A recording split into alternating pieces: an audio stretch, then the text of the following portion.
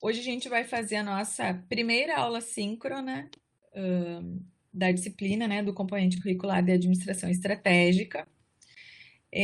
Disponibilizei esse material para vocês ontem lá no Moodle, né? Inclusive, assim que eu disponibilizei, eu encaminhei uma mensagem para vocês,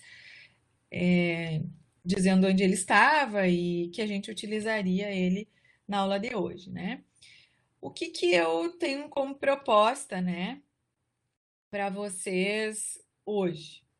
Então, eu inicialmente gostaria de dizer que vocês fiquem bem à vontade de abrir o microfone, fazer, questionar, qualquer coisa que vocês queiram sugerir, né? Melhorar o conteúdo, melhorar o que vocês precisarem, assim, não se fiquem à vontade mesmo de falar, tá? Ou se quiserem colocar no chat também, fiquem bem à vontade, vou estar à disposição durante toda a aula, vocês podem ir interrompendo, tá bem? Nesses primeiros slides do nosso material, vocês podem ver que eu coloquei algumas informações da disciplina que a gente não conseguiu falar com tanta objetividade naquela nossa primeira aula síncrona com todos os professores no início lá do dia 13 de outubro, né?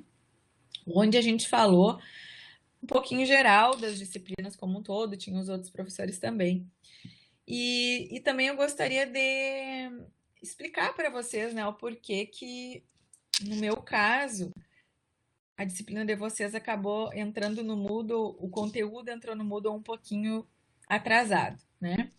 Eu de antemão peço desculpas para vocês, eu sei que isso prejudica o planejamento de vocês, mas a gente tentou da melhor forma possível e mais rapidamente possível resolver esses problemas.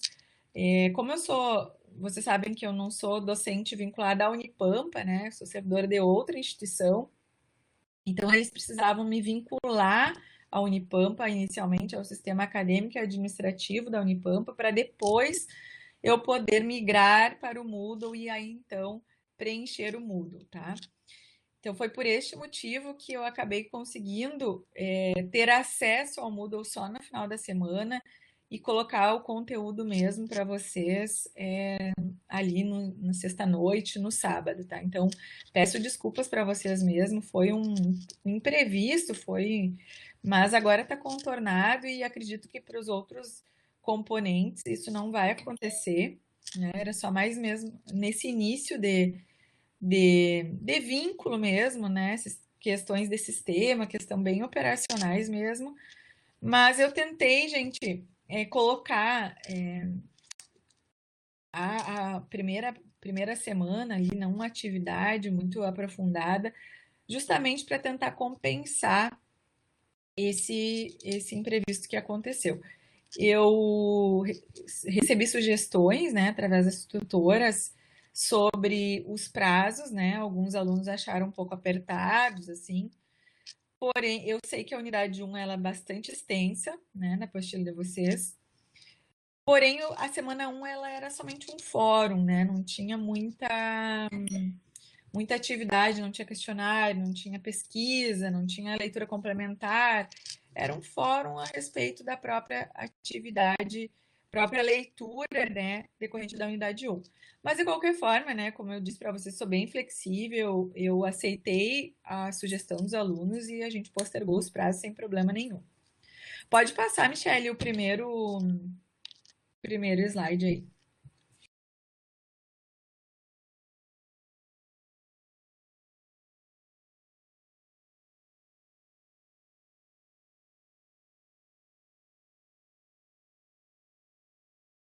Bom, então, só para a gente repassar inicialmente essas informações mais gerais, como eu falei, né?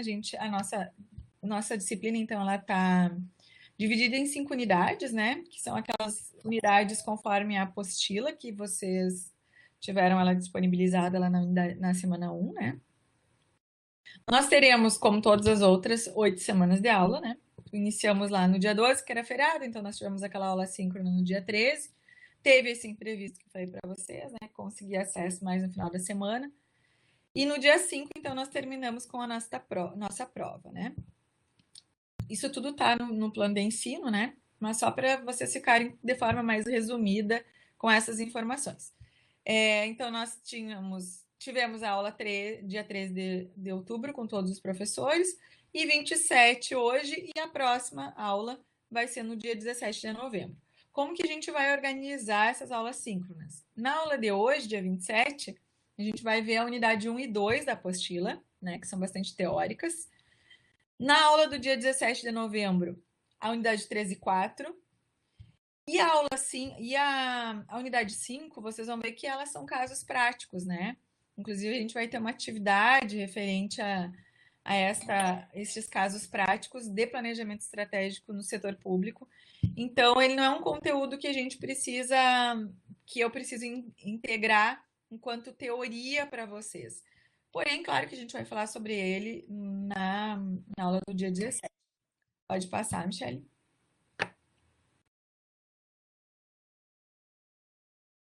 Michele.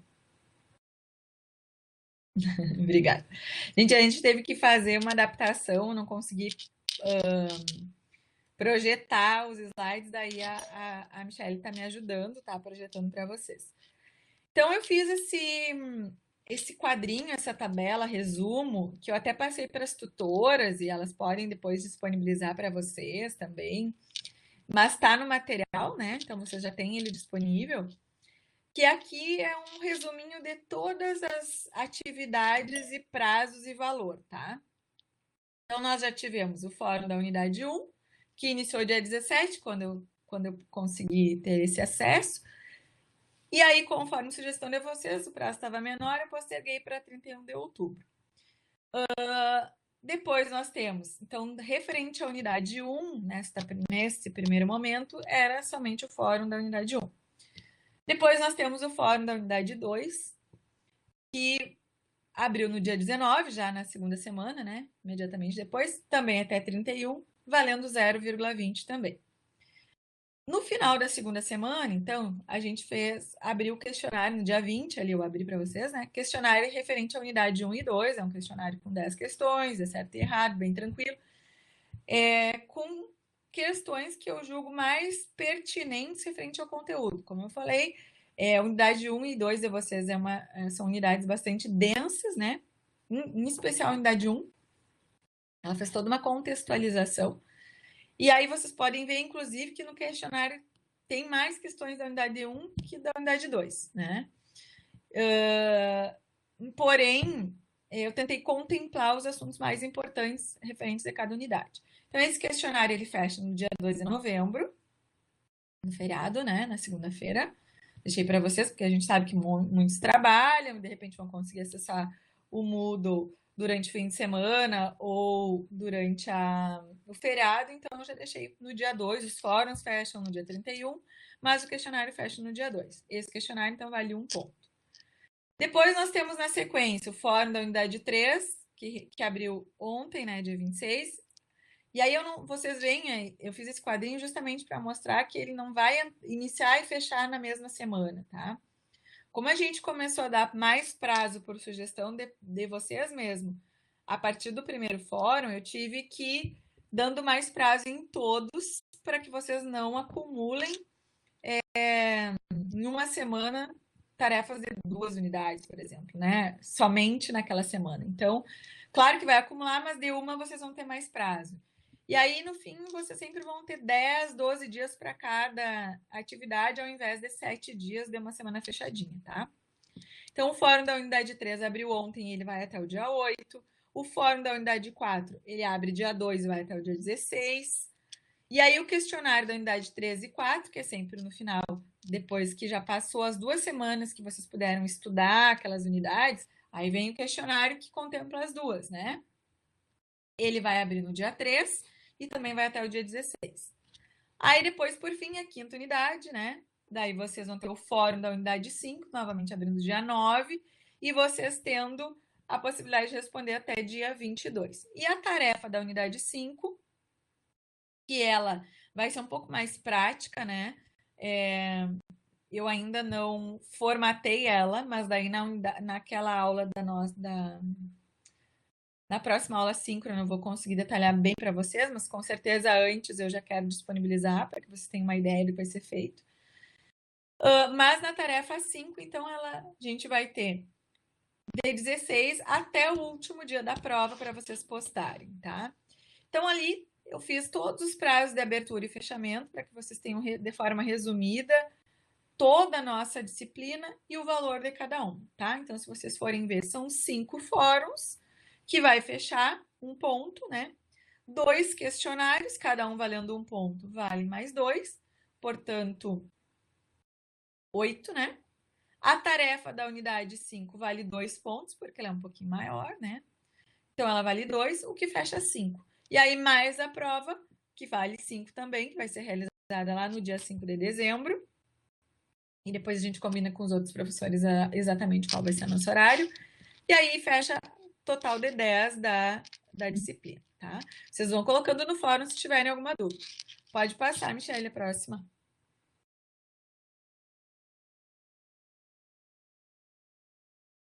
Bom, em relação à reabertura, tá, gente? Eles vão fechar naqueles prazos que eu coloquei ali na tabelinha para vocês. Porém, todos eles vão reabrir lá naquela última semana, de 30 a 5, tá? Então, quem não conseguir postar dentro daqueles prazos de fechamento ali que tá na tabelinha, não se preocupe que vai abrir lá.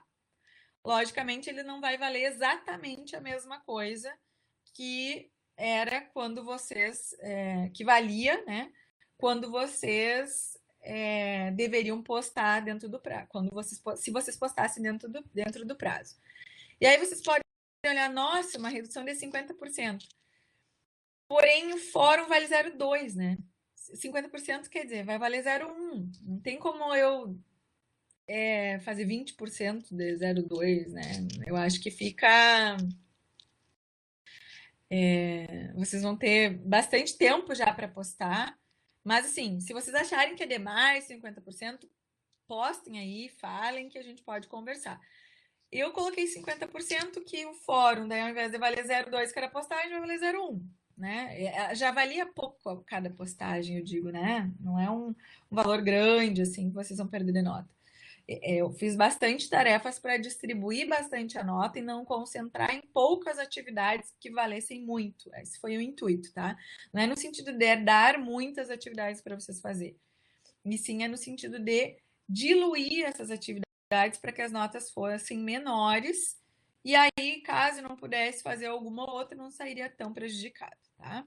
Eu sei, pelo aquele fórum de apresentação, né? Sempre nas minhas disciplinas eu tento disponibilizar isso para ter conhecer um pouco mais da turma. Vi que a maioria ali trabalha, gente. Eu sei que quer trabalhar e estudar, nem sempre a gente consegue dar aquele gás que a gente gostaria, né? Às vezes passou por um dia intenso de trabalho e estressante, inclusive, né? E a gente tem outras disciplinas, não é somente uma, e daí tem lá a professora Paula que dá um monte de coisa, enfim. Mas o intuito realmente não era de trazer muitas atividades, mas era o intuito mesmo da gente conseguir diluir, fazer mais tranquilas a composição da nota, tá? Então, a princípio, a priori, a gente vai ficar com essa redução. Cada fórum valeria 0,01 e os questionários, então, 0,5 para quem posta, desculpa, lá na última semana pré-prova, tá? Também serve, né, para dar uma revisada em todo o conteúdo, para quem deixar para o último momento. Pode passar, Michele. Então, agora, gente, eu vou iniciar a proposta, como eu disse para vocês, era apresentar rapidamente essas informações para vocês terem uma noção bem objetiva e geral da disciplina, de todas as atividades, prazo de abertura e fechamento e nota. E agora, a ideia é eu fazer claro, repetindo, né? Eu sei que as unidades de vocês são extensas, né? Eu não consigo detalhar todas elas em 2 horas, agora menos de 2 horas, né? 1 hora e meia. Porém, eu tentei colocar nesses slides o que eu julguei de mais importante, que julgo mais importante vocês fixarem mesmo, né? também são muitas atividades que constam no próprio questionário, né? Acredito que todos vocês já devem ter estudado a unidade 1, a maioria de vocês, pelo menos, já deve ter estudado, lido, sei lá, né? Fixado a unidade 1, de certa forma.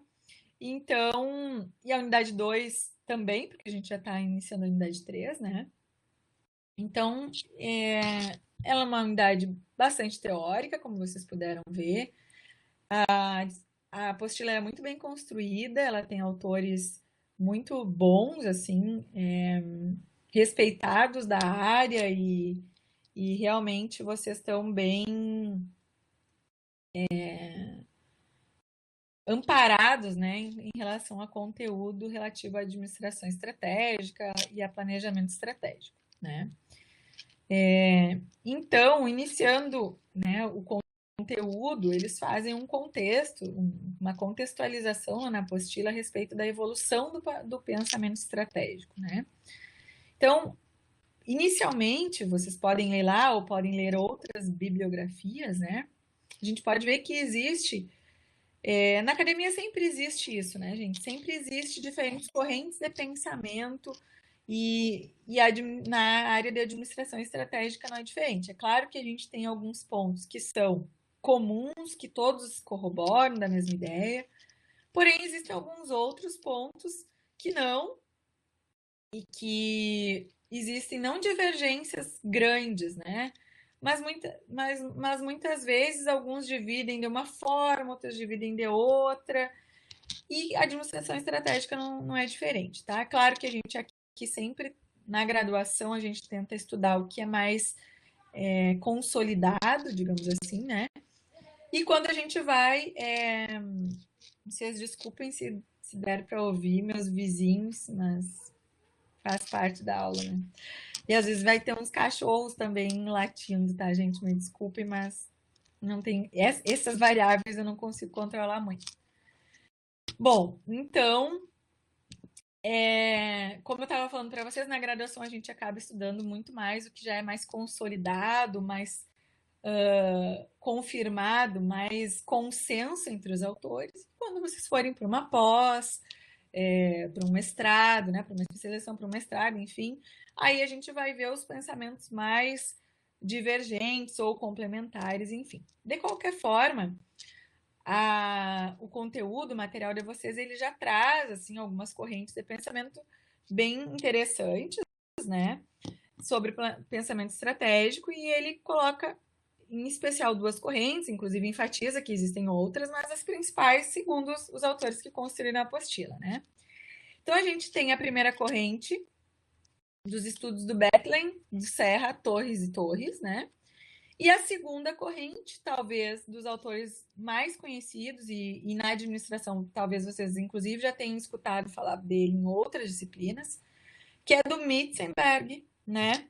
E os outros acabam sendo até, digamos, abafados um pouco por ele, porque o Mitzenberg acaba sendo hoje um dos autores mais conhecidos da nossa área, e principalmente por essas evoluções do pensamento, essas correntes, essas escolas do pensamento estratégico que ele trouxe, que tornaram ele bastante conhecido. Pode passar, Michele.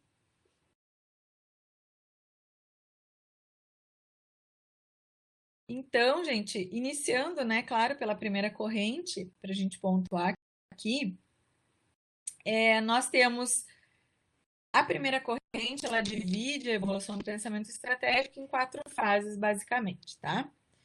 A primeira fase, na verdade, antes de eu começar as fases, eu gostaria que a gente fizesse uma reflexão assim. Quando a gente vai lendo essas evoluções, a gente vê que a empresa, as organizações, elas começaram a se ver muito internamente primeiro.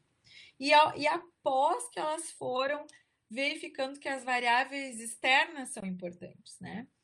Também para o seu planejamento, para a sua gestão.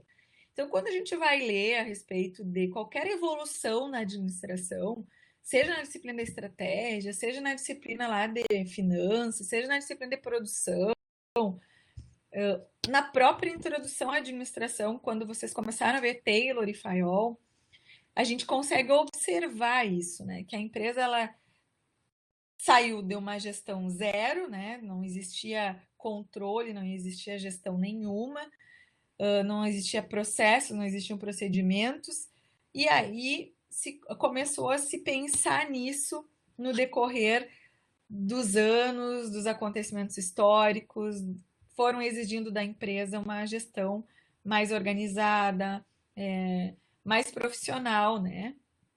E aí a gente vê isso no decorrer de todas as disciplinas. Vocês podem observar isso quando forem estudar outras disciplinas.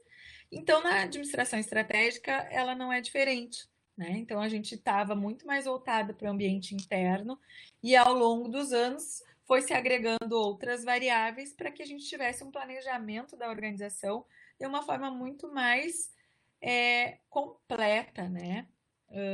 Muito mais sistêmica. Então, a primeira fase, se a gente for ver, a premissa da primeira fase, que ela pensava muito mais no planejamento financeiro, era um controle operacional, realização do orçamento anual e foco no funcional. Então, o orçamento, as variáveis que. O orçamento é uma previsão, né? A gente sabe planejamento, nós estamos falando de planejar o futuro, né? Planejar, não é executar ainda, então a gente está colocando variáveis que a gente pensa para o futuro da nossa organização. Só que nesse início, esse planejamento, como eu falei para vocês, consideravam variáveis do ambiente interno da empresa, né? Então, e o foco era cumprir aquilo ali. É claro que hoje, quando a gente estuda orçamento, não sei se vocês já chegaram nessas disciplinas, geralmente mais para o final do curso, e orçamento público, a ótica é um pouco diferente do orçamento privado, porém não deixa, um dos principais pilares do orçamento sempre será o planejamento, né? Então, quando a gente fala de orçamento hoje, ele engloba o interno e o externo, né? Se a gente estiver falando de uma organização privada, da mesma forma que a pública, mas a pública ela tem uma outra concepção, existe uma legislação por trás, existem programas, né? Existe todo um detalhamento diferente do nosso orçamento privado. Então, pode passar o segundo slide, Michele. Na segunda fase, a gente já vai ver que começam a agregar outras, um pouquinho mais do que a gente tinha na primeira fase, em termos de planejamento organizacional, tá? Então, na segunda fase, a gente já tem um planejamento com base em previsão. Quais serão as premissas dessa segunda fase? Planejamento mais efetivo para o crescimento da organização, análise ambiental, previsões plurianuais e alocação de recursos estática. Então, a gente, se vocês forem ler, se vocês lembrarem que vocês leram lá na apostila, uma das premissas que a gente tem de planejamento, ele precisa ser flexível na concepção atual, né? Eu não posso simplesmente planejar e muitas vezes, se vocês, eu vi lá pelo fórum que muitos de vocês trabalham no setor privado ainda, não sei se alguns têm interesse para o setor público, outros ainda, né, não sei se têm esse interesse, não se manifestaram lá, mas teve uma época que o planejamento estratégico, a palavra virou uma palavra da moda. Então, a empresa ter um planejamento estratégico significava que era uma empresa moderna, uma empresa inovadora. Porém, quem é do privado pode confirmar o que eu estou falando, muitas delas faziam missão, visão, valores, que é o que a gente estuda na unidade 2, e botavam um quadrinho lá na empresa, somente a alta direção fazia o planejamento, não comunicava, não inseria o restante da organização nesse plano, nessas metas, nessas diretrizes, né? No sentido de que todos comprassem aquela ideia, todos ficassem sensibilizados, convencidos da importância e que todas as áreas da empresa fossem agregadas a esse único planejamento, né? Enfim, o planejamento estratégico ele era feito mais, como a gente diz aquela expressão para inglês ver, né? Ele era posto muitas vezes em à disposição dos outros colaboradores da empresa, mas ninguém sabia do que se tratava. Se tratava de uma palavra bonita e dos quadrinhos de missão, visão e valores pela empresa. E a empresa dizia que era planejamento estratégico. E aí ficava aquela questão estática ali, fazia, ninguém mensurava nada, né? Bom, eu fiz o meu planejamento estratégico, mas e aí, né? Tudo aquilo que a gente planejou, que a gente definiu no planejamento estratégico, está acontecendo? E se não está acontecendo, estão sendo tomadas ações corretivas ou aquelas diretrizes e metas que a gente estabeleceu, elas estão sendo revistas para a atual situação da empresa, né? Então, o planejamento estratégico ele não pode, na situação atual, ser estático. Porém, nessa segunda fase, como a gente estava vendo aí, definida a alocação de recursos com base no que foi definido no planejamento, ele era imutável, né? Já não existia essa flexibilidade. Então, se eu precisava de mais recursos para a área de marketing, por exemplo, para fazer uma campanha, enfim, estava perdendo muito mercado, já não existia essa flexibilidade. Então, não se via ainda como importante esta flexibilidade do orçamento, né? Ou que na verdade não contemplava daí, não deixava de fato o planejamento ser cumprido na sua como ele havia sido planejado, né? E aí o grande foco seria prever o futuro. Em relação às previsões, gente, a gente tem várias atualmente técnicas de previsão, né? Ninguém vai lá com uma bola de cristal e diz, bom, vamos fazer o planejamento estratégico, e aí a gente pensa, bota essa bola de cristal e pensa no planejamento estratégico da empresa. Então, é claro que quando a gente estava falando dessa segunda fase, as técnicas de previsão, elas eram muito menos robustas, digamos assim, ou existiam muito menos, ou se utilizavam muito menos técnicas de previsão do que se utilizam hoje. Hoje nós temos técnicas de previsão quantitativas, nós temos técnicas de previsão qualitativas para definir as variáveis do planejamento, né? E essas técnicas, quali e quanti, e muitas vezes elas se misturam ou se complementam, também depende de cada empresa. A gente não tem uma receita de bolo, ou não, depende de cada organização, né? Tanto pública quanto privada. A gente não tem uma receita de bolo, vai depender de cada organização e de quanto essa empresa está disposta a, a investir nessas técnicas de previsão. As instituições, as empresas que desenvolvem ou dão suporte para essas técnicas de previsão, elas entenderam que essas variáveis elas são muito importantes.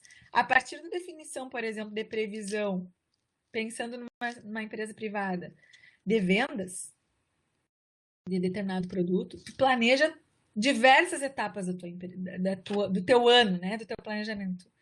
Tu planeja o que tu vai comprar de matéria-prima, o que tu vai produzir, quanto que tu precisa de máquina, quanto que tu precisa de pessoal, se tu vai terceirizar a produção, se tu vai ter que capacitar, se tu vai comprar, vai ter que fazer outro prédio, enfim, quanto de recurso vai ter que ser alocado, se tu quer vender X por mês, tu vai fazer uma campanha, qual é o desconto que tu pode dar, até onde tu pode vender, qual é o preço que tu pode oferecer, enfim, a partir de uma inicial, uma técnica de previsão inicial, que aí a gente está vendo que iniciou lá na segunda fase do planejamento estratégico, tu define o restante todo do teu planejamento. Então, as empresas que disponibilizam ou que criaram instrumentos hoje, principalmente os quantitativos, que eles oferecem estatísticas, né, trazendo dados muito mais precisos e robustos, nunca certeza, né? A gente está falando de previsão, não esqueçam, e a previsão ela daí envolve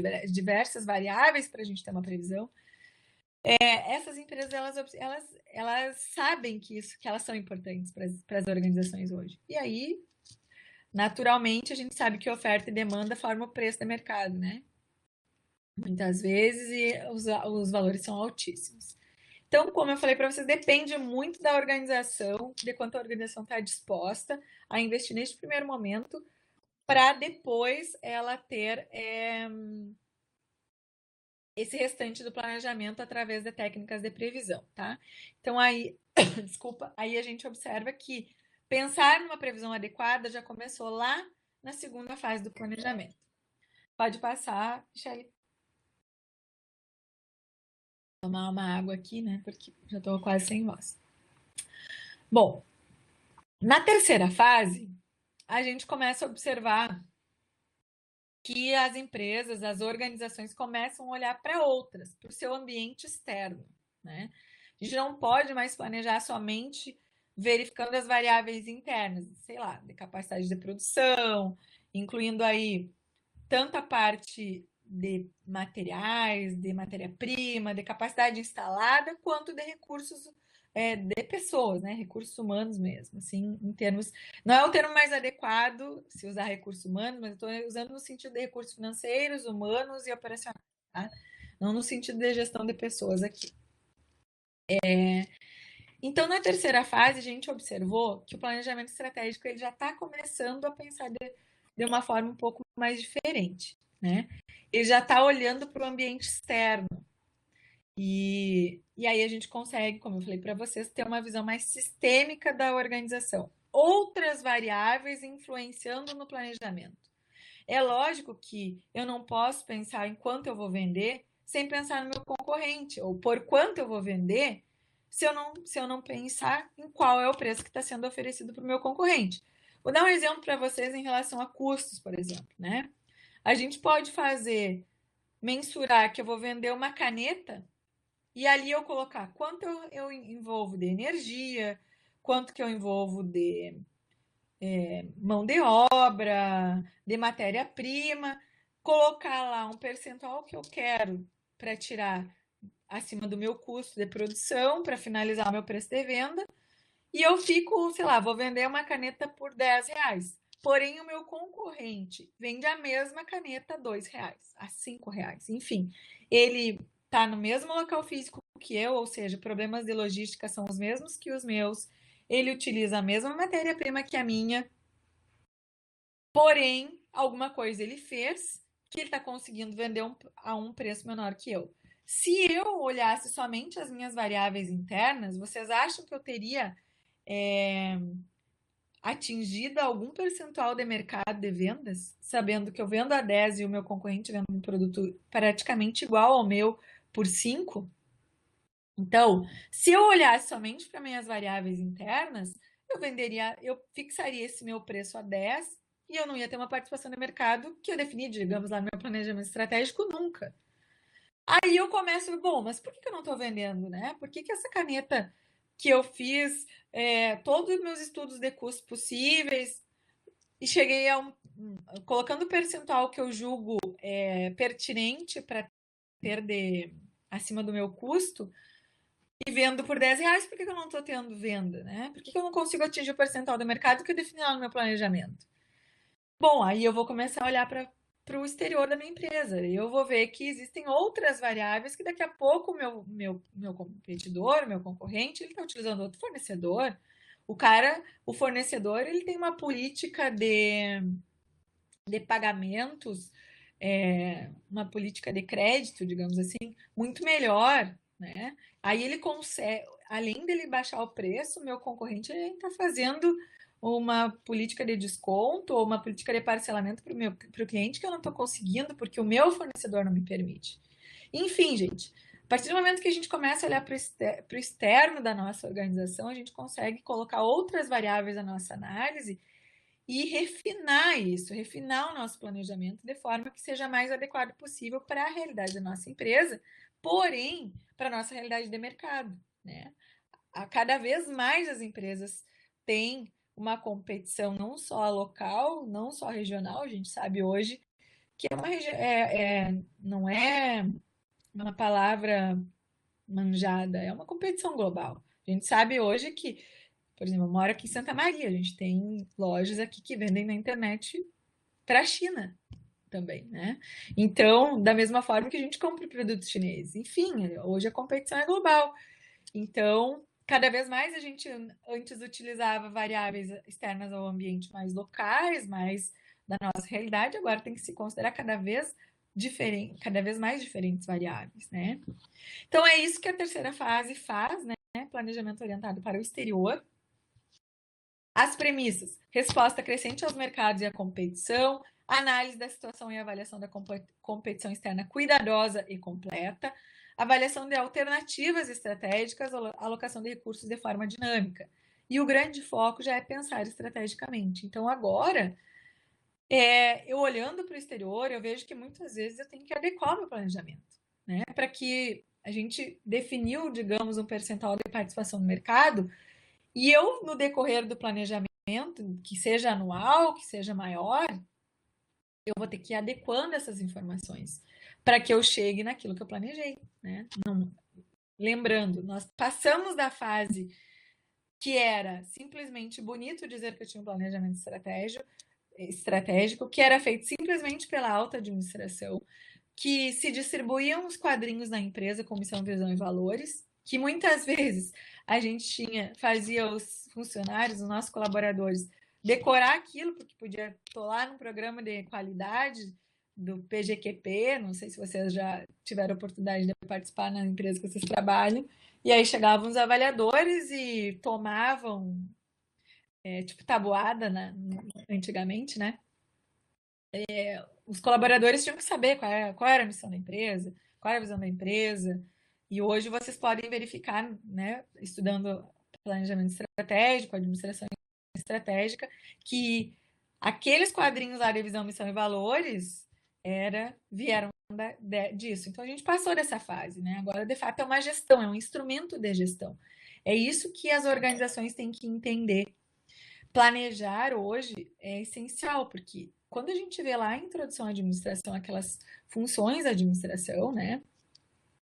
Para que a gente faça uma gestão adequada hoje em qualquer organização, seja pública ou seja privada, o planejamento e a partir deste planejamento, o seu acompanhamento, controle e ações corretivas de forma dinâmica, de forma flexível, para a gente sempre ajustar a realidade, é importantíssimo, né? O planejamento, para ser um instrumento de gestão, ele precisa disso.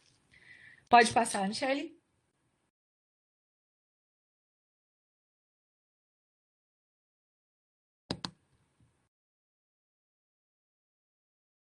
Michele?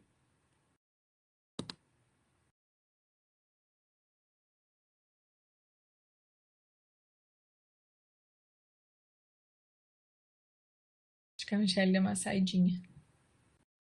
Michele, tá por aí? Tô aqui, mas não tá. Ué. Não sei o que tá acontecendo. Bom, eu acho, o pessoal tem um material aí, Michele, também, que eu já disponibilizei para eles ontem.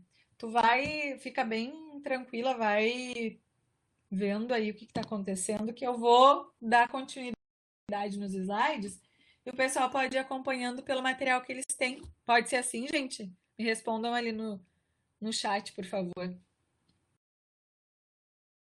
Eu só vou ficar meio de lado aqui para poder ver o meu também aqui, tá? Então, a quarta fase, gente, evoluindo, assim, evoluindo na nossa evolução, desculpa.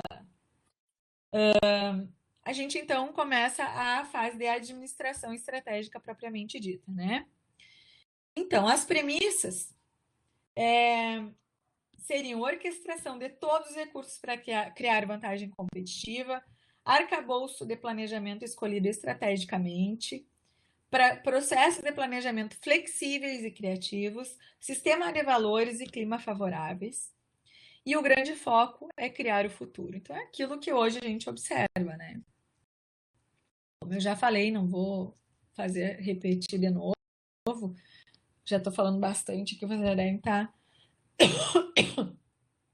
achando que essa professora fala demais. E falo mesmo. Mas, enfim, a administração estratégica é a concepção que a gente tem hoje, como eu falei para vocês, as áreas integradas.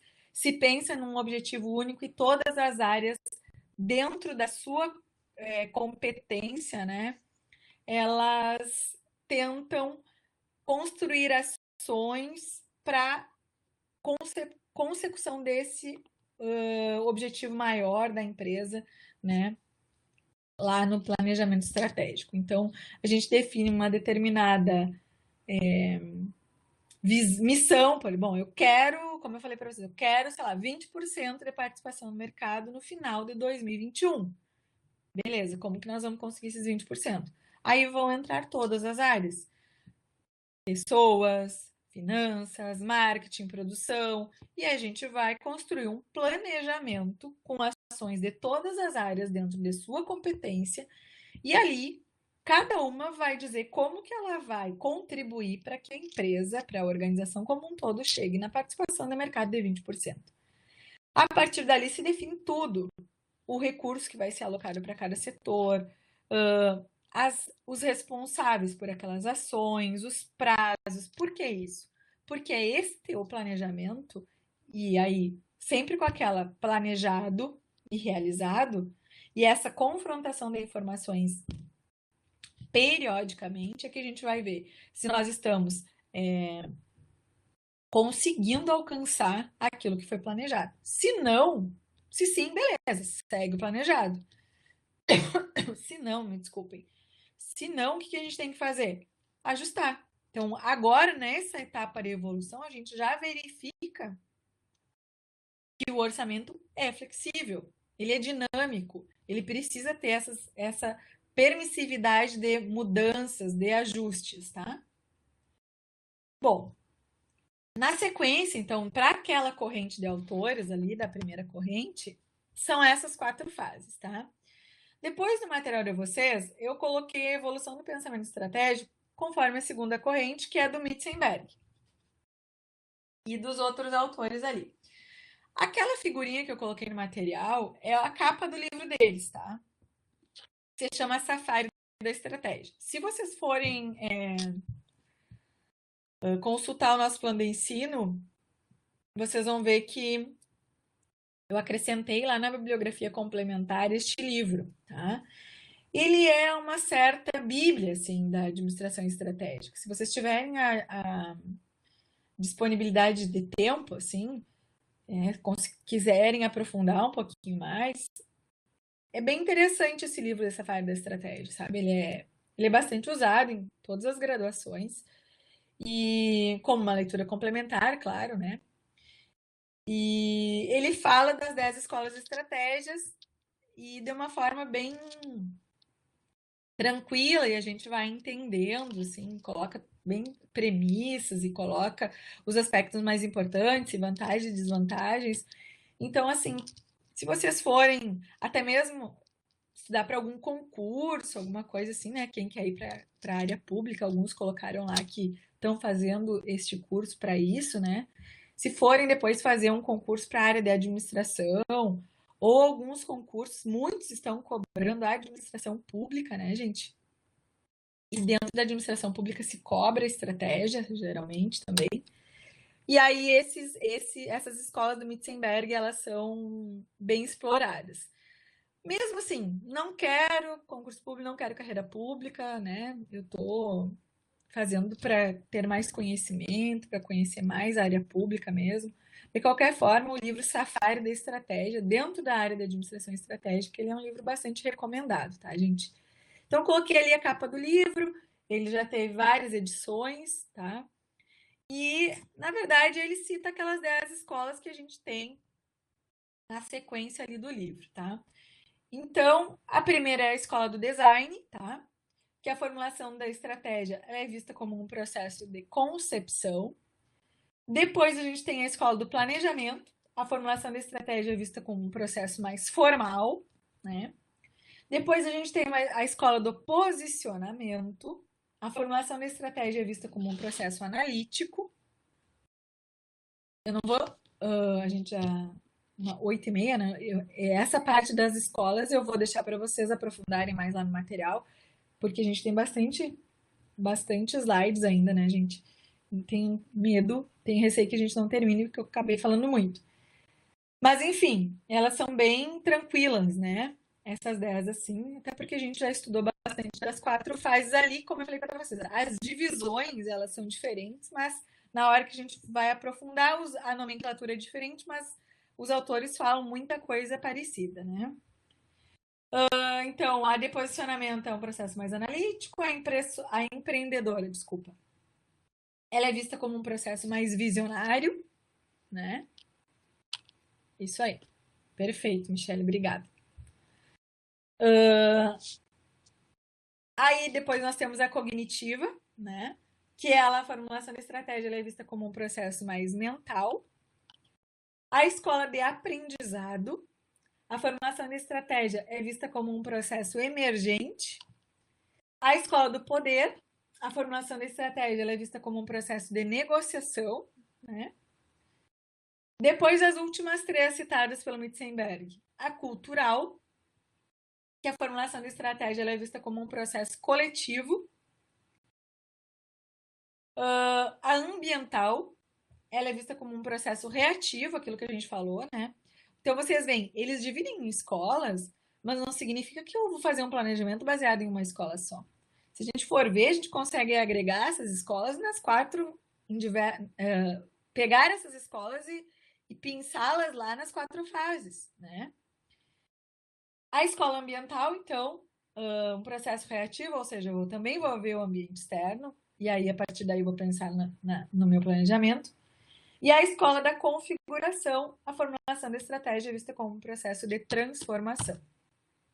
Então, existe uma passagem lá na apostila, quando ela fala das escolas, bem interessante, que diz assim, ó, que vocês também já devem ter estudado, ou até, inclusive, eu destaquei aqui na minha, que não existe uma escola melhor que a outra, não existe uma escola que deve ser usada no momento em detrimento da outra. Muitas vezes elas se complementam, muitas vezes elas são usadas em conjunto, né?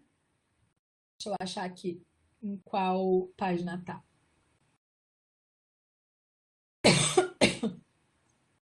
Eles fazem um quadrinho lá bem interessante para vocês, né? Porque o Mitzenberg utiliza animais, né, gente, no livro Safari da Estratégia, por isso que ele cita ali naquele quadrinho,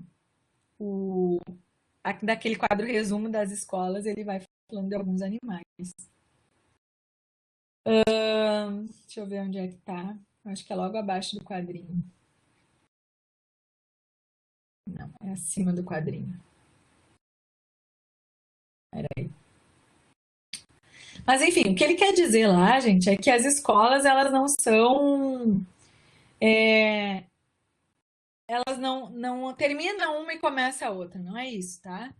Elas simplesmente elas podem se complementar e serem usadas em conjunto para construir o planejamento estratégico de uma empresa, tá? É isso que ele fala lá no material. Bom, na sequência, ainda as escolas, né, elas são agrupadas em três grupos diferentes, tá? Que seriam as prescritivas, as descritivas e o terceiro grupo é um misto das duas, tá? O que seriam as prescritivas, então? Elas estão mais preocupadas em como as estratégias devem ser formuladas do que como elas são formuladas, tá? Então é mais se preocupa muito mais como é que elas serão concebidas do que de fato como elas serão mesmo, sabe? Eles ficam pensando em criar procedimentos para criar o planejamento estratégico, muito mais do que criar o planejamento estratégico, tá? E aí, quais são as escolas que são inseridas dentro deste grupo? A escola do design, a escola do planejamento e a escola do posicionamento. Depois, as descritivas. A preocupação em estudar como as estratégias são de fato formuladas. Então, como eu formulo, como eu escrevo, né? Como eu vou fechar essa minha estratégia. E aí, quais são elas? A empreendedora, a cognitiva, a do aprendizado, a do poder, a cultural e a ambiental.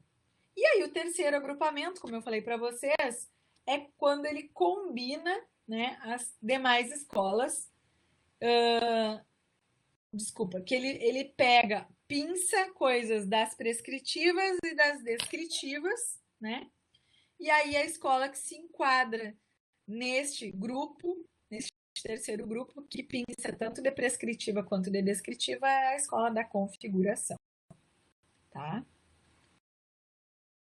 Na sequência, então, depois que os autores lá do nosso material didático ele faz esse contexto da onde surgiu o planejamento, ele cita os principais conceitos de planejamento, tá? Michele, não sei se tu consegue passar para o próximo. Senão eu continuo aqui como a gente está fazendo. Isso. Então, quais são os principais conceitos que envolvem planejamento? Eles fazem bastante, digamos, introdução ali nesse assunto, tá?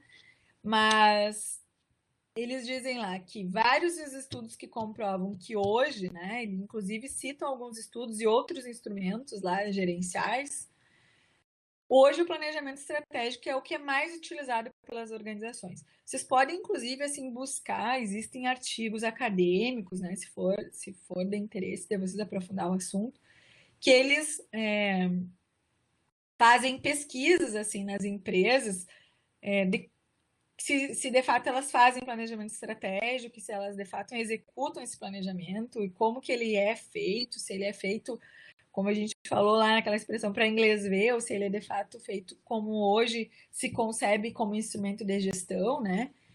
E a gente verifica que muitas de fato têm utilizado. E esses autores trazem algumas comparações com outros instrumentos e o planejamento estratégico, ele lá nas pesquisas apresentadas por os autores do nosso material didático, ele é o mais utilizado.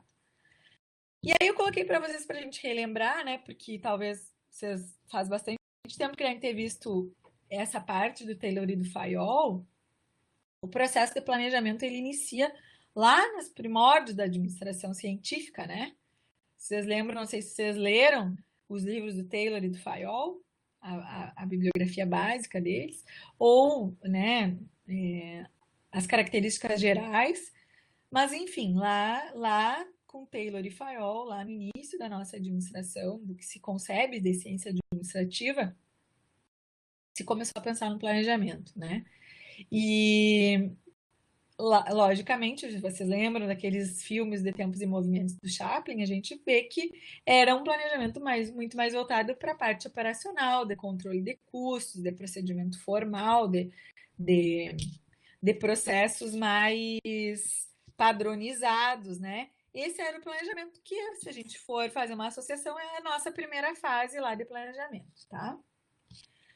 E aí eu coloquei para vocês um conceito de planejamento estratégico, que é o que o autor lá do nosso material didático, ele fez várias concepções, citou vários conceitos a respeito de planejamento estratégico, porém ele disse que era para fixar esse aqui que era o mais completo na visão dele, né?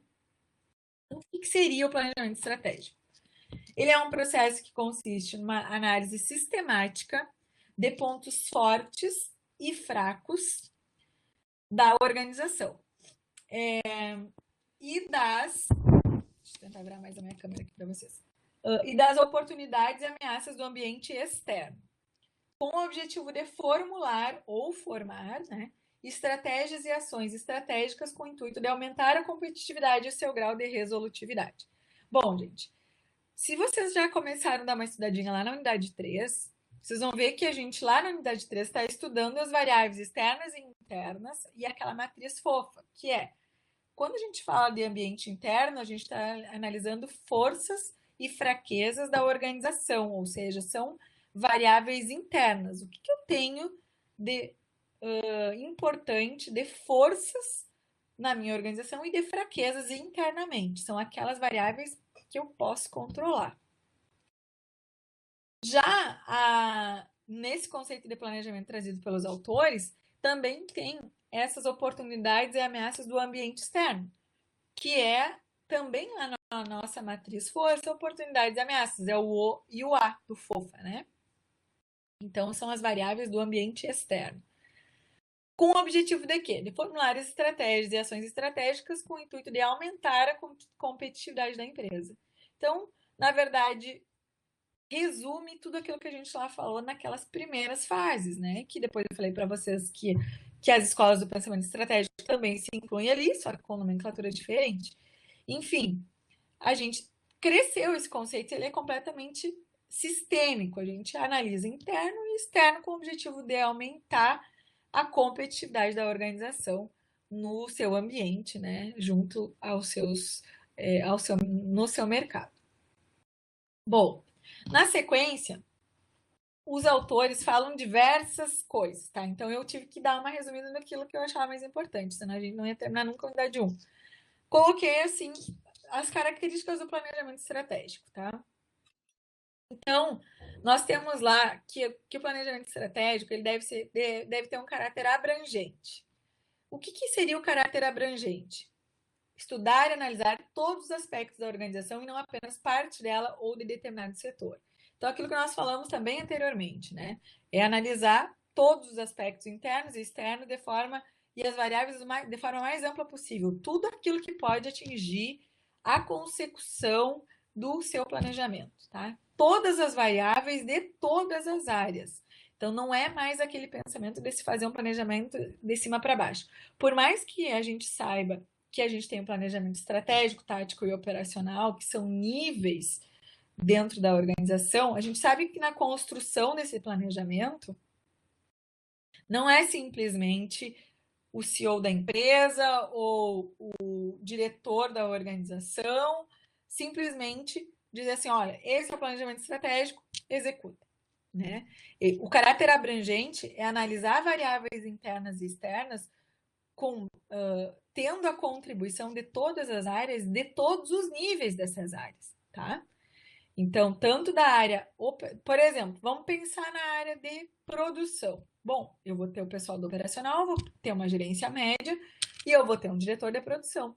Ou seja, eu vou ter uma parte estratégica, uma tática operacional. Todos esses níveis, eles têm que, de alguma forma, fazerem parte do planejamento. Né? Porque a gente viu lá na etapa que a sensibilização, as pessoas saberem, a gente que trabalha nas organizações públicas ou privadas, a gente sabe que quando a gente conhece o objetivo de determinada ação que estão nos pedindo, nos dão uma atividade para fazer. Se a gente souber, se a gente participou daquela determinada ação, da concepção dela, da definição dela, do prazo dela, e a gente sabe onde que a gente quer chegar, o que eu estou contribuindo com aquela minha ação, isso faz muito mais sentido para nós, né?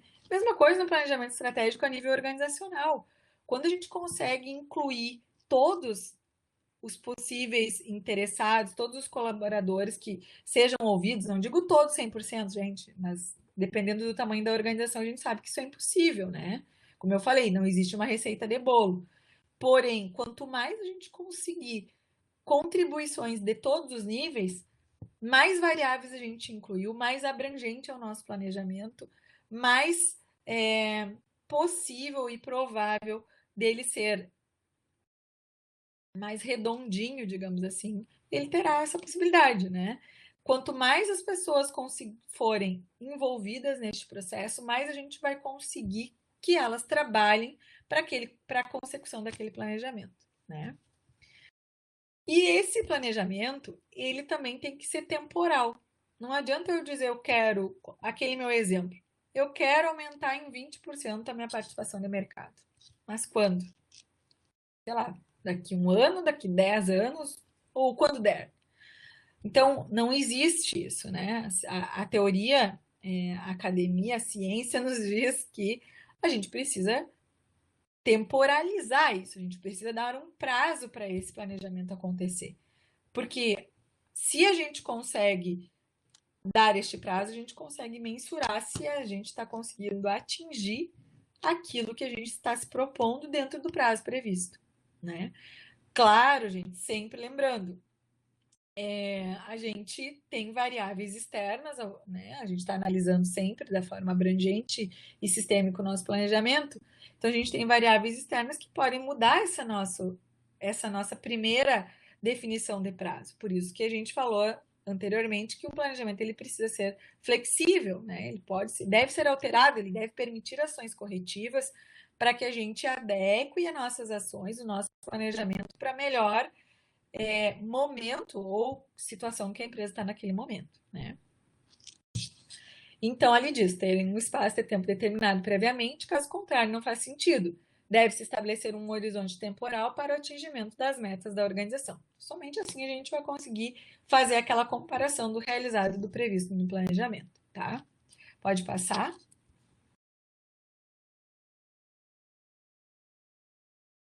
E aí eu coloquei alguns objetivos do planejamento estratégico, se vocês lembram lá, são listas enormes, né? Então, levar a organização a atingir maior competitividade e resolutividade, aumentar a competitividade, diminuir riscos de tomar decisões erradas. Então, logicamente, se a gente está pensando em todas as variáveis de todas as áreas, em conjunto, desde o nível operacional até o estratégico, para montar o nosso planejamento, a tendência é que a gente minimize os riscos da tomada de decisão, né? Lembrando sempre, quando a gente está falando de planejamento, nós estamos prevendo as coisas, nós estamos planejando o futuro. Nunca vai ser com uma certeza, né? Pensar e refletir sobre o futuro a fim de construí-lo, lembrando sempre assim, eu não estou planejando para deixar a minha empresa na situação que ela está. Eu estou tentando construir a minha organização. Eu estou tentando construir esse futuro, como eu quero ver a minha empresa daqui, a minha organização daqui a um tempo. É por isso que eu estou planejando. Digamos se a gente está falando da própria Unipampa, vamos pensar. A Unipampa pode, não sei qual é o conceito hoje dela, nível de instituição, mas digamos que ela tem nível 4, que é a maioria das universidades públicas. Mas ela pode ter um planejamento estratégico dela dizendo que em 10 anos ela quer chegar a nível 5. Bom, como é que eu vou chegar nesse nível 5? O meu horizonte temporal são 10 anos, né? Como é que eu consigo chegar num conceito de instituição nível 5? É pelos alunos, é pela qualificação dos docentes, é pela capacidade de produção acadêmica, é pelas instalações físicas da instituição, enfim, existem uma série, pela pós-graduação, existe uma série de variáveis que são incluídas no planejamento, que a gente constrói indicadores e depois vai mensurando, todos eles precisam melhorar para que a gente chegue no conceito 5, ou não. Alguns eu já tenho uma boa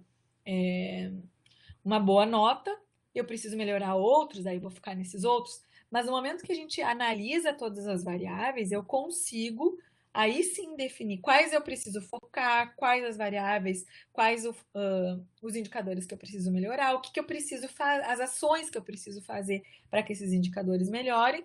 E aí eu vou monitorando ao longo desses 10 anos esses indicadores para que naquele prazo, até aquele prazo, né, não que seja em 10 anos, para aquele prazo que eu pensei, eu consiga chegar numa instituição nível 5.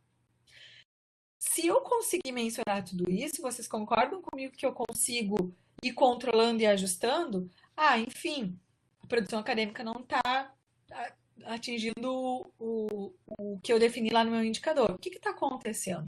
Determinados programas estão com dificuldade em financiamento. Bom, o que eu consigo melhorar? O que eu consigo buscar de recurso? Enfim, eu consigo entrar naquela variável e consigo trabalhar ela. Mas por quê? Porque eu pensei em todas elas antes. Eu defini isso no meu planejamento. Então, por isso que eu consigo refletir, eu consigo olhar e identificar e melhorar essas variáveis. Esta é a importância do planejamento, tanto nas organizações públicas quanto nas privadas, tá? E as organizações públicas fazem, a gente tem excelentes exemplos, inclusive no material de vocês, né? Embora a gente veja, assim, muitas pessoas na sociedade falando, a gente sabe, falando muitas vezes mal do serviço público, tem muitas coisas que são iniciadas no serviço público, inclusive, né? Tem muita coisa, por exemplo, plano de carreira, né? Vocês já devem ter estudado a parte de gestão de pessoas, imagino eu, esse componente acho que é do 6º semestre, pelo que eu vi, né? O plano de carreira, muitas organizações privadas não têm. Já no setor público é difícil que não tenha. E um plano de carreira bem estruturado, com níveis, com classes, com remuneração. O servidor entra, ele sabe onde ele inicia e o que ele tem que fazer para chegar lá no final. Muitas vezes a gente entra numa organização privada e a gente não tem essa definição, essa objetividade do nosso plano de carreira, né? A gente tá lá e tem que esperar uma certa promoção ou ela nunca vem, mas eu não sei até onde eu vou chegar. Então, o plano de carreira é um exemplo, né, que eu digo que é muito bem desenvolvido e utilizado no setor público. E nós temos organizações como Tribunal de Contas da União, Controladoria Geral da União, dentro do setor público, que são exemplos de organizações com instrumentos de gestão muito evoluídos, né? Se vocês tiverem a possibilidade de entrar no site deles a respeito de transparência, talvez em outras disciplinas vocês falem sobre isso, né? A respeito de accountability, de transparência, enfim, de várias instrumentos de gestão que são aplicados nestas organizações públicas e que estão muito certos, que são exemplos, né? O próprio judiciário tem muita coisa que se utiliza também, mas eu acho que hoje as universidades também, né? A gente não poderia ser diferente, porque a gente ali tem profissionais muito capacitados que podem auxiliar na gestão, né? Os docentes integrados a uma gestão e sempre contribuindo com projetos, as universidades acabam sendo muito favorecidas por isso, né? Ali se constrói o conhecimento, então pode se aplicar o conhecimento também, né? Enfim, integrar decisões isoladas das áreas funcionais da organização, então é um outro objetivo estratégico do planejamento estratégico, como eu já falei, ele permite, se de forma correta, se está sendo utilizado de forma correta, ele vai ser construído com base em contribuições de todas as áreas, né? Ele não vai ser de cima para baixo, ele vai ser construído com a contribuição e com as variáveis sugeridas e pensadas em conjunto com todas as áreas. Digamos, se o RH quer contratar, ou digamos, a produção diz que precisa de mais, ela precisa aumentar a produção para atingir aqueles 20% de participação de mercado maior que nós definimos lá. Bom, para aumentar a produção, ela diz que ela precisa contratar mais pessoas. Para contratar mais pessoas, ela precisa do RH, né? Da área de gestão de pessoas. A área de gestão de pessoas, para contratar, ela precisa saber se a empresa tem condições de contratar mais pessoas, né? Se ela tem recursos financeiros para isso também. Quando essas pessoas entram, a gestão de pessoas, ela precisa treinar essas pessoas. Enfim, uma decisão, ela engloba todas as áreas. É nesse sentido que eu quero mostrar para vocês como as áreas são interdependentes dentro do planejamento, né? E aí, por fim, dentre vários outros que tem, tá? Fortalecer os pontos fortes e eliminar os pontos fracos. É mais ou menos aquele exemplo que eu dei para vocês ali dos indicadores, quando a gente estava falando de uma organização pública, por exemplo, que eu falei de um exemplo hipotético, né? Não estou dizendo que isso acontece no Unipampa, que existe esse planejamento, eu realmente não tenho conhecimento. É um exemplo hipotético. Bom, se eu definir meus indicadores, eu consigo ver que nesses indicadores, nestes pontos, nessas variáveis, eu sou forte, já estou boa, vamos manter. E nesses outros eu preciso melhorar, para que eu consiga, em conjunto, chegar naquele objetivo maior lá. Tá bem? Pode passar, Michele.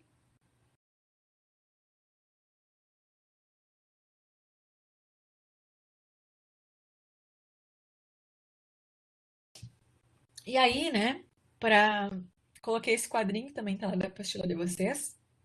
Os tipos de planejamentos que nós temos, né? Planejamento estratégico, o tático e o operacional. Ah, professora, mas tu disse que para definir um planejamento estratégico tem que envolver todas as áreas. Como assim? Agora diz que tem um tático e um operacional também.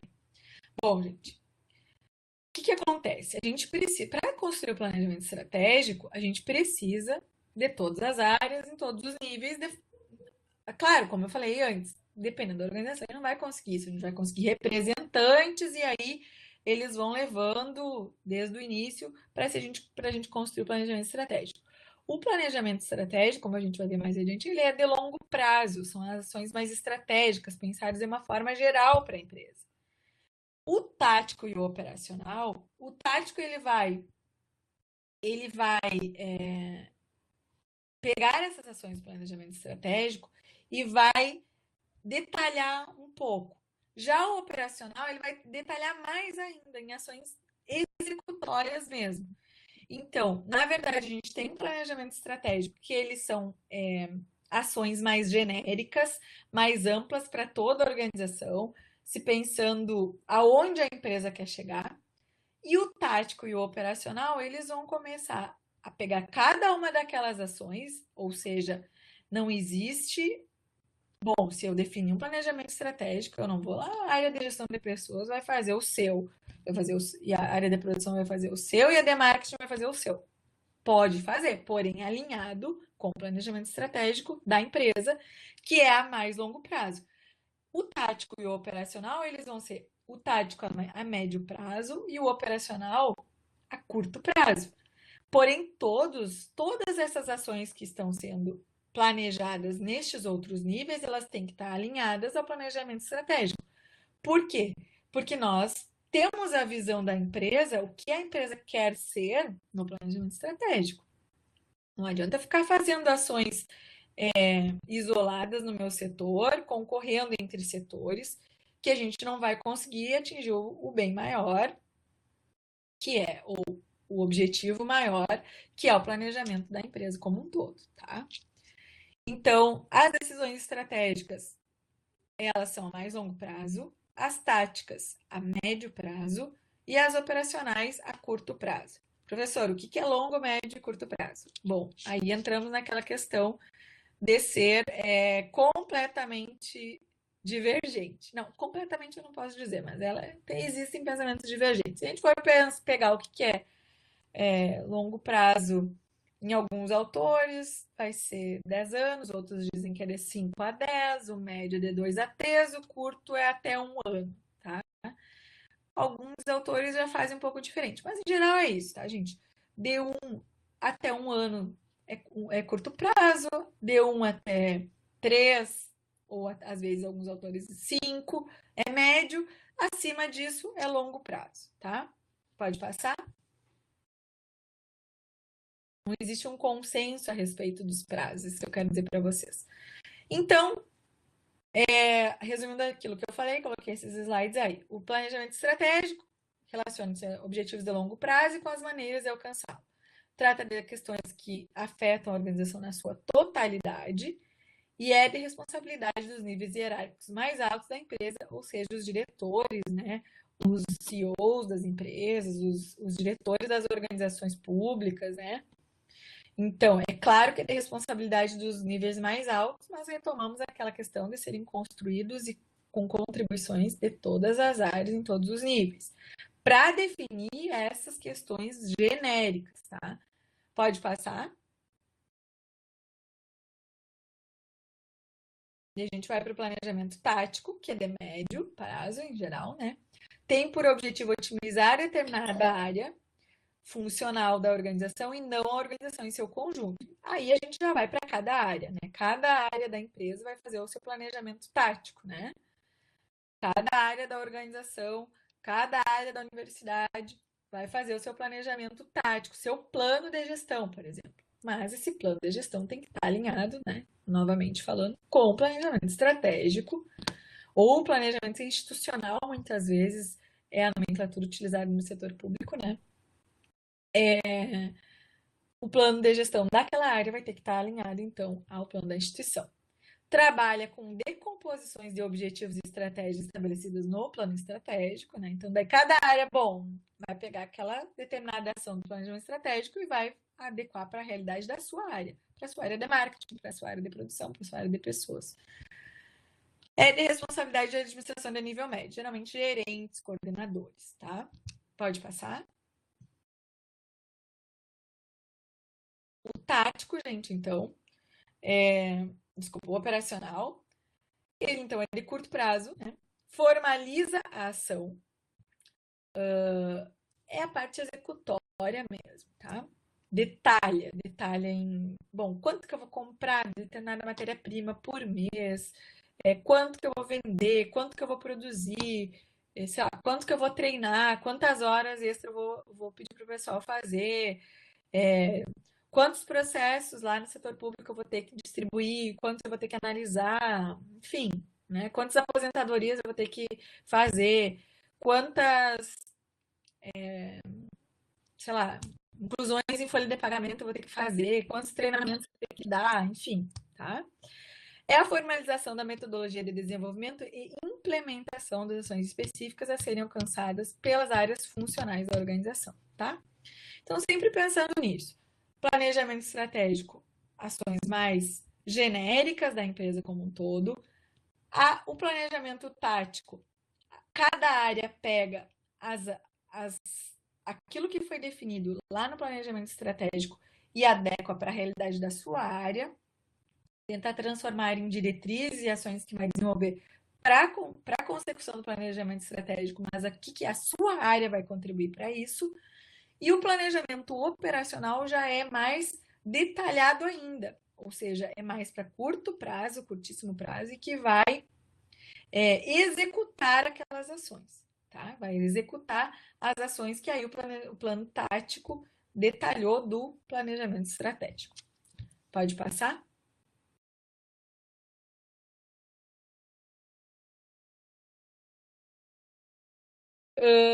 Aí, ainda na sequência da unidade 1, né?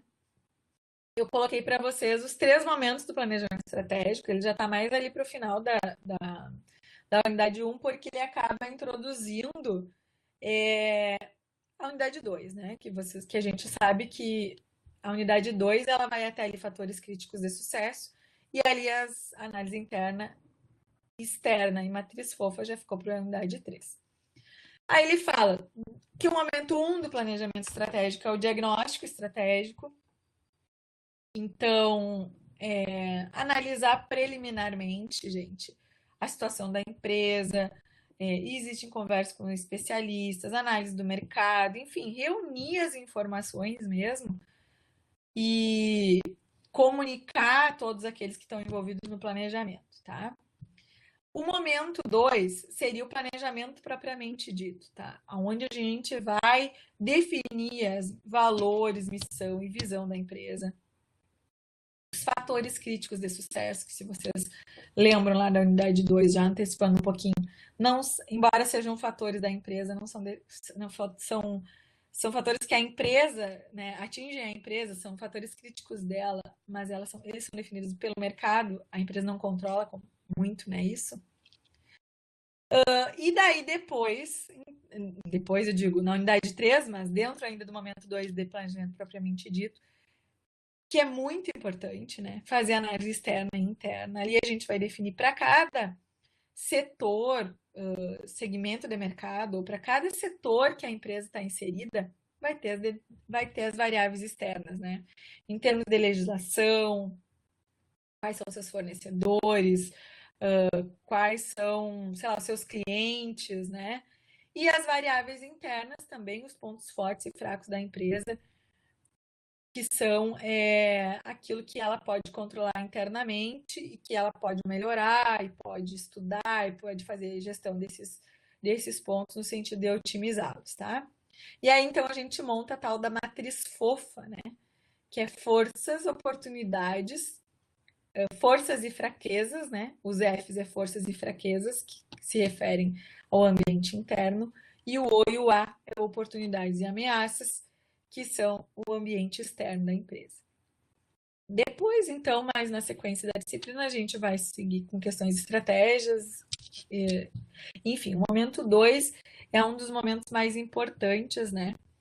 Porque é ali naquele momento que a gente faz todas aquelas previsões que a gente falou lá no início da aula, onde a gente define os rumos, onde a gente toma as decisões para de fato construir o nosso planejamento, né? Claro, sempre deixando bem claro que a gente vai poder alterar esse planejamento, a gente vai poder ajustá-lo no decorrer da sua execução, mas aqui ele sai amarradinho, né? Ele sai a partir de todas essas análises que a gente faz, de todos esses estudos, e para quem já participou, né, tanto no ambiente, eu tive a oportunidade de participar tanto no ambiente privado quanto no público,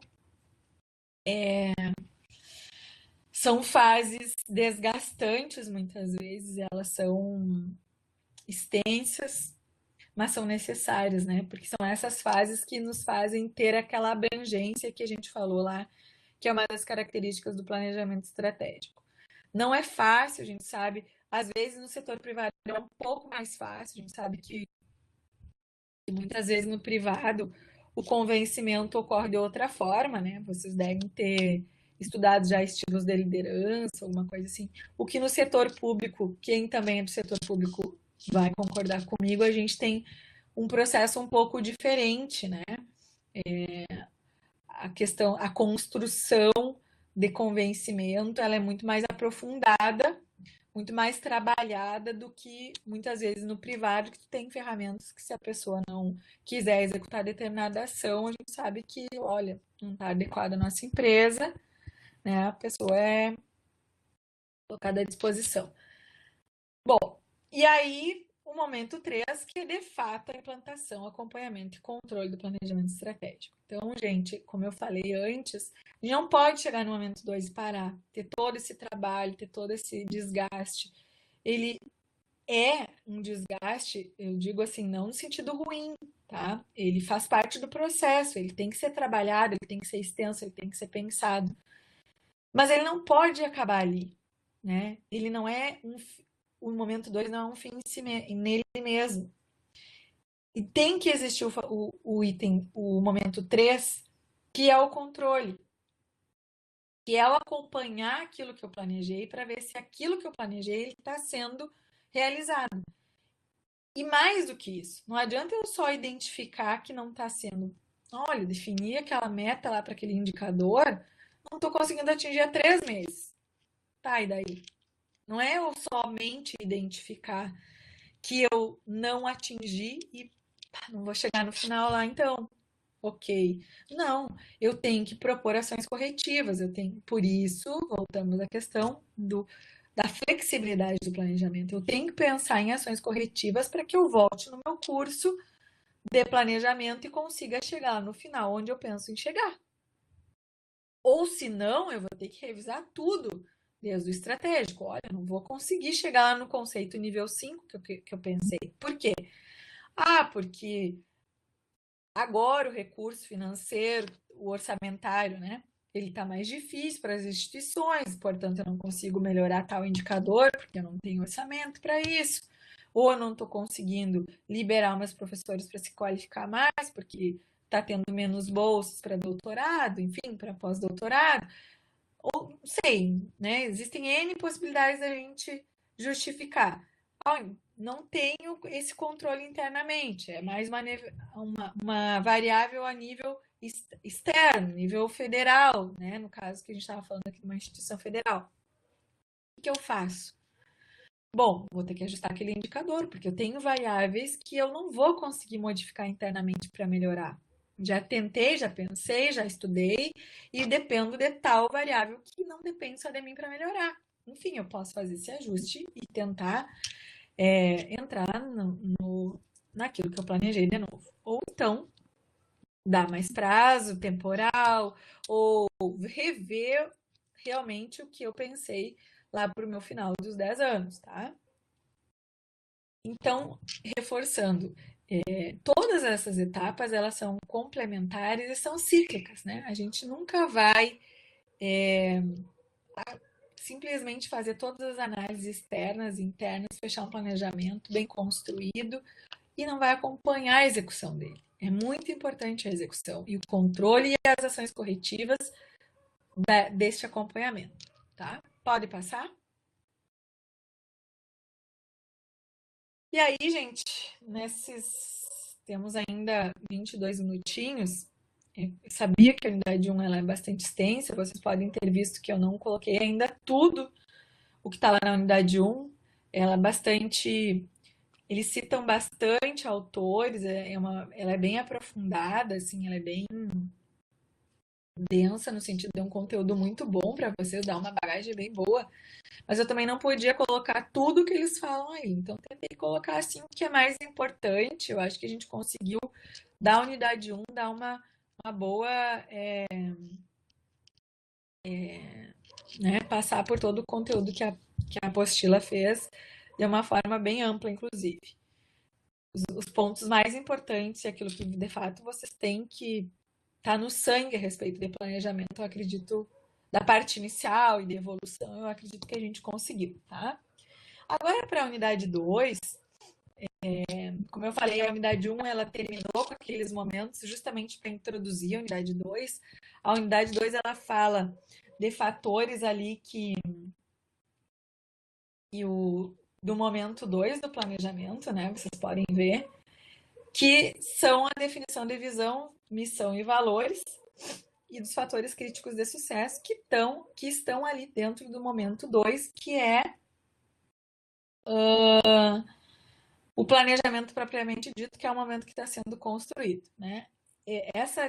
Os valores, visão e missão são aquilo que eu falei para vocês, que lá no início, quando as organizações começaram a fazer, era que a gente via, chegava numa empresa, às vezes até no comércio, a gente chegava e via os quadrinhos atrás, assim, do caixa, sei lá, né?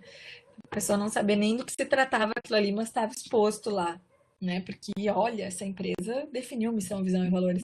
Eu, quando fiz administração há bastante tempo atrás, quando eu fiz a minha graduação, me lembro que a gente já se falava muito em planejamento estratégico, né? Com certeza, não é de agora, vocês viram aí pela toda a evolução, mas ainda a gente tinha muita empresa que estava naquela concepção de planejamento estratégico só para bonito, digamos assim, né?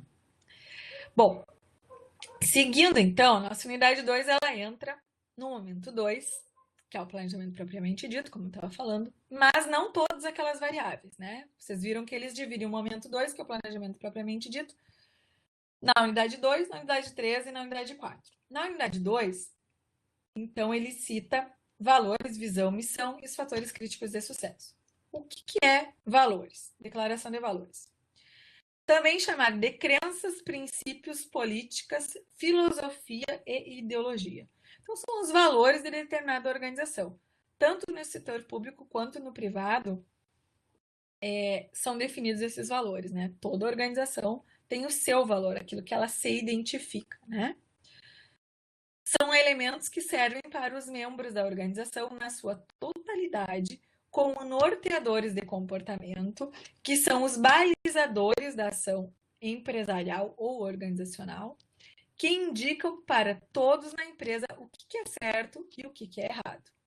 Então, sei lá, tem uma organização que ela prima por valores de sustentabilidade. Então, ela, digamos, uma Natura, por exemplo. Né? Se vocês forem ver os valores dela são todos relacionados a isso. Então, jamais, inclusive, no decorrer deste processo que ela foi atualizando seu planejamento, sua visão e valores, hoje ela já não faz mais testes com animais, né? Que provavelmente, num passado dela se fazia, porém os valores dela não são mais esses. Então, as ações delas não podem ser contraditórias aos seus valores. Então, muito provável, não tenho conhecimento aprofundado, não, né? Já estou com uma visão bem mais. Hoje, a minha visão, a minha atuação profissional é muito na área pública, então eu acabo acompanhando muitas empresas privadas detalhadamente, mas vejo que a Natura vem sempre divulgando ações nesta linha. Provavelmente ela já não tem mais testes dos seus cosméticos, dos seus produtos em animais, né? E assim várias empresas. A gente vê na própria Bolsa de Valores, tem empresas que têm que integram determinado indicador na bolsa porque elas são possuem valores sustentáveis e provam que trabalham desta forma. Né? Então, se vocês entrarem nessas empresas, na página dessas empresas e forem procurar os valores, muito provável que naquelas empresas que estão naqueles índices lá da BMF, que agora não é BMF, B3, né?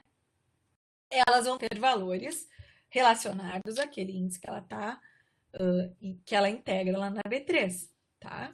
Então, os valores, gente, eles não são construídos, como eu falei de novo, para ficar no quadrinho. Eles têm que estar de acordo com as ações da empresa, tá? Seguindo, então, os benefícios da declaração de valores, tá? Cria um diferencial competitivo perante o mercado, então a empresa se posiciona, né? hoje, como eu falei, tem empresas que são negociadas na B3 que tem um indicador, um índice que elas integram, que somente essas que são que têm ações sustentáveis, que pregam não, né? Que, que norteiam suas atividades baseadas em ações sustentáveis. Isso é uma segmentação de mercado e muitos investidores a gente vê hoje que querem isso. Então, isso se torna esse valor específico que a gente está dando de exemplo se torna um diferencial competitivo para aquela empresa. Baliza todo o processo decisório da organização, né? Novamente, não vai existir nenhuma decisão em contradição aos valores, ou não deveria, pelo menos. Orienta o comportamento da organização, baliza o processo de formulações de estratégias, orienta o recrutamento e a seleção de pessoas, né? E fundamenta o resultado e avaliação da organização. Novamente, a gente tem muito mais benefícios, vantagens, desvantagens de cada um. Eu não coloquei tudo aqui nesses slides, porque a gente não teria tempo, né, de aula para isso. Pode passar, Michele.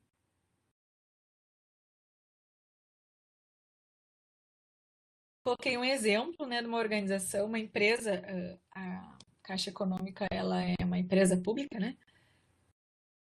Deixa eu ver, o Banco do Brasil é empresa pública, a Caixa é, não vou saber, uma organização pública. Então, a Caixa Econômica é mista, isso. Uma sociedade de economia mista, uma SEM. Então, tem vários exemplos na apostila de vocês, bem interessantes ali, né? Mas coloquei a Caixa, que é uma instituição bem conhecida, e acabei colocando o exemplo dela em todos os outros para a gente ver. Quais são essas declarações de valores da Caixa? Então, os valores da Caixa Econômica Federal. Direcionamento de ações para o atendimento da expectativa da sociedade e dos clientes. Então, ela pensa sempre nos clientes, no atingimento daquilo que os clientes querem. Busca permanente a excelência na qualidade dos seus serviços. Equilíbrio financeiro em todos os negócios, né? A sustentabilidade financeira da empresa. Conduta ética pautada exclusivamente nos valores da sociedade, respeito e valorização do ser humano, tá? Então, esses são os valores. Muitas empresas não colocam, muitas organizações, elas não colocam em forma de frases, elas colocam em palavras somente, né? E até na apostila de vocês, tem algumas empresas que querem um mnemônico, assim, né? Querem criar uma palavra para que marque bem para a empresa, tanto interna quanto externamente, os valores dela, e acabam, para formar um mnemônico, forçando, digamos assim, a criação de valores. Porém, não é esse o objetivo, né? Se der para criar um mnemônico, melhor. Se não der, os valores têm que refletir o que de fato a empresa pensa, o que de fato são as ações da empresa, tá? Pode passar. A missão, então, né, é outra definição que a gente tem no processo de planejamento estratégico. Só um parênteses, assim, gente. Será que todo ano, toda vez que for fazer o planejamento estratégico, eu preciso criar uma visão, uma missão e valores? Eu não preciso criar, né?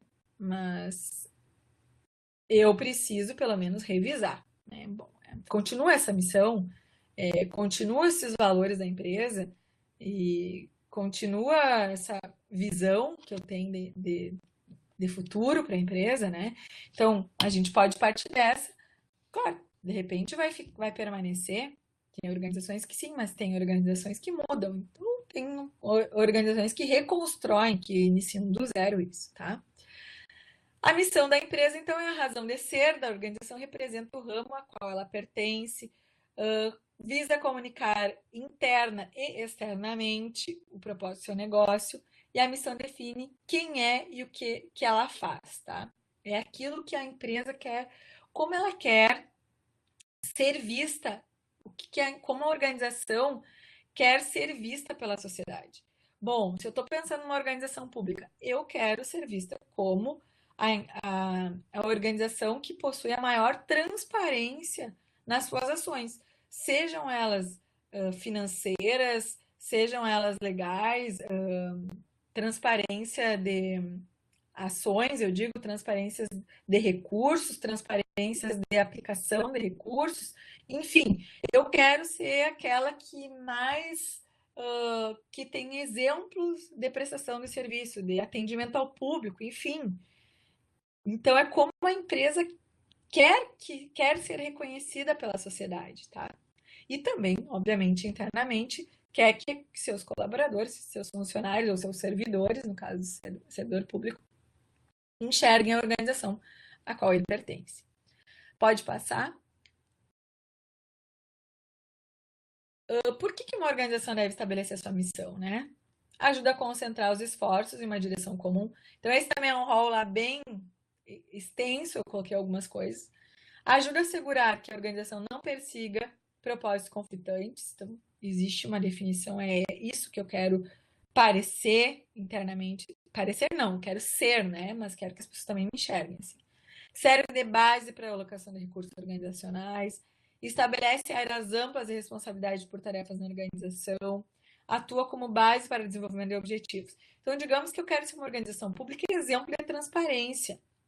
Onde é que eu vou ter que investir? Bom, além de capacitar os meus servidores, no sentido de que eles têm que criar essa mentalidade de ser mais transparentes possíveis, eu vou investir em tecnologia, que o meu site ele tenha mais recursos possíveis para que a sociedade possa acessar as informações, que todas as áreas consigam disponibilizar as informações da maior forma possível, mais rapidamente possível. Enfim, eu consigo direcionar as ações porque eu tenho essa missão. E eu consigo focar, né, ou direcionar a maior parte dos meus recursos no sentido de melhorar esse meu propósito. Tá? Pode passar. Aí coloquei a missão da Caixa, então, seguindo esses exemplos que a gente está dando, né? Promover a melhoria contínua da qualidade de vida da sociedade, intermediando recursos e negócios financeiros de qualquer natureza, atuando prioritariamente no fomento ao desenvolvimento urbano e nos segmentos de habitação, saneamento e infraestrutura, e na administração de fundos, programas e serviços de caráter social. Bom, a gente pode pensar, a gente enxerga a Caixa assim? Quando a gente pensa em habitação, por exemplo, ou programas de caráter social, a gente sabe que o governo já destina, principalmente os recursos de habitação, né, com recursos públicos ou programas, políticas públicas de habitação, a gente sabe que elas partem da Caixa Econômica Federal, né? Eu já estudei muito sobre isso, mas vou dizer para vocês que eu não sei mais detalhadamente. Não me lembro, né? Não tem nenhum problema em dizer isso. Porém, assim, a gente consegue enxergar que quando a gente está falando em habitação, por exemplo, a Caixa está conseguindo que a missão dela, que tem a ver com isso, que é ser reconhecida como uma instituição que é lembrada quando se fala em habitação ou em programas sociais, claro, como eu falei, o governo ajuda, porque muitos programas, obrigatoriamente, inclusive por legislação, ele precisa ser por aí, mas ela está sendo vista assim pela sociedade, vocês concordam? Geralmente, os juros que a gente tem em financiamentos habitacionais, a gente sabe que a Caixa é super competitiva. Claro que tem outros bancos, hoje é outras taxas, ou existe portabilidade, enfim. Porém, a Caixa é a porta de entrada dessas políticas públicas, né? Relativos a programas sociais, geralmente. Então, na minha visão, em relação a esse item da sua missão, a Caixa está conseguindo atingir o seu propósito. A gente enxerga a Caixa, né? Eu, pelo menos, quando penso em habitação, geralmente eu penso na Caixa Econômica Federal. E é isso que é uma missão. Daqui a pouco, outros bancos, a gente vai pensar em habitação em outros bancos e a Caixa não vai ser mais competitiva assim. E aí, quando ela for fazer uma revisão no seu planejamento institucional, ela vai ter que mudar, atualizar a sua visão, a sua missão, desculpa. Ela vai ter que focar em outro segmento, em outro ponto, tá? Pode seguir. A visão, então, né, que é outra variável ali do momento do processo de planejamento estratégico que também tem que ser definida pela instituição. Então, é uma imagem compartilhada daquilo que os gestores querem que ela seja ou venha a ser no futuro. O que eu quero que a minha instituição seja? Como é que eu quero, olhando para 10 anos, como eu dei aquele exemplo da Unipampa, tá? De uma instituição, de uma universidade pública.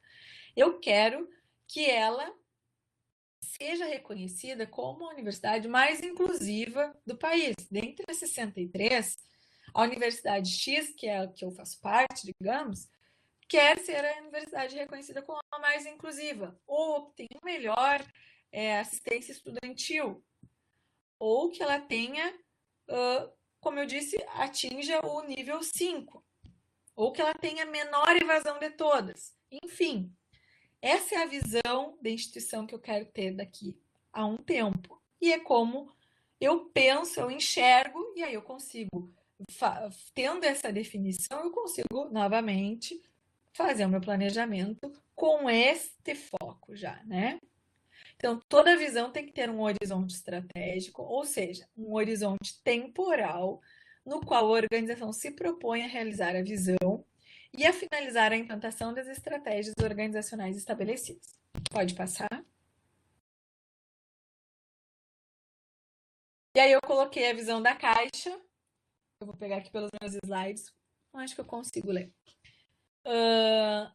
O que tem como visão da Caixa? Eu não vi qual é o horizonte temporal deles ali, pessoal, mas talvez na apostila detalhe isso. A Caixa será referência mundial como banco público integrado, rentável, socialmente responsável, eficiente e ágil e com permanente capacidade de renovação. Manterá a liderança na implementação de políticas públicas. Então, ela quer continuar líder. Ela já viu que o mercado vai ter outros que farão isso, mas ela quer manter a liderança na implementação de políticas públicas. E será parceira estratégica de governos estaduais e municipais.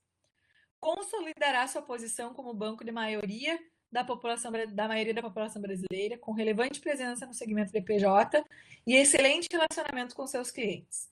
Será detentora, vocês viram? É tudo manterá, consolidará, será, são todas visões de futuro. Será detentora de alta tecnologia da informação. Ó, já está direcionando seus recursos. Já se sabe que, na hora de montar o planejamento estratégico, se ela quer ser detentora de alta tecnologia da informação, ela vai ter que investir nisso, né? Em todos os canais de atendimento e se destacará na gestão de pessoas reconhecidas em seu mérito, capacitadas e com desenvolvimento de espírito público. Bom, outra item que eles disseram, que é se destacar em gestão de pessoas. Portanto, ela vai ter que dar treinamento, ela vai ter que dar capacitação, ela vai ter que dar um bom ambiente de trabalho, vai permitir desenvolvimento das pessoas lá dentro. Então, ela também vai focar na área de gestão de pessoas dela. Então, na própria visão, como ela quer ser referência nisso, dentro das instituições do segmento dela, do mercado dela, ela, ou enquanto organização pública, a gente já tem pelo menos duas diretrizes, dois focos que vai ter que ser dado para os recursos, na alocação de recursos dessa organização. Manterá relacionamentos sólidos, coesos e inovadores com parceiros competentes e de forte compromisso social. Tá? Pode passar.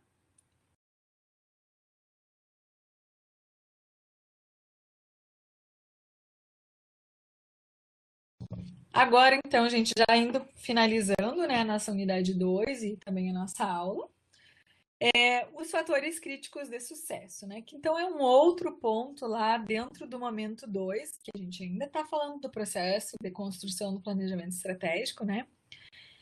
Os fatores críticos de sucesso, FCS, né? Eles são da organização, né? Tá bem explicadinho lá. No entanto, não é não é ela sozinha que os define. O mercado é que faz isso, ou seja, clientes, consumidores, concorrentes e fornecedores.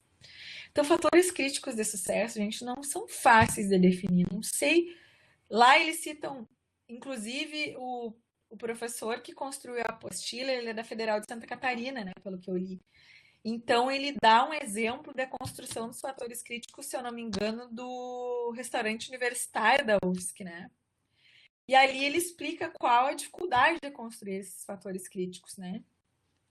Porque eles são da organização, mas ela não consegue definir sozinha, né? Então, ela não pode dizer que o meu fator crítico de sucesso é esse, porque ela depende também do componente externo para definir isso. Então, tais fatores, eles são fundamentais, são condições fundamentais que precisam necessariamente ser satisfeitas para que a organização tenha sucesso no seu setor de atuação. E aí, cada setor, cada organização vai ter que estudar e se adequar, né, ao seu ambiente para que construa fatores críticos de sucesso. Pode passar? E ainda pode-se dizer que é um conjunto especial de condições baseadas na análise do setor, como eu já tinha falado, e nas forças que a organização identificou como responsável pela estrutura do seu negócio. Em resumo, são aquelas condições que a organização deve ter para sobreviver e não é ela que as estabelece, é o mercado. Tá?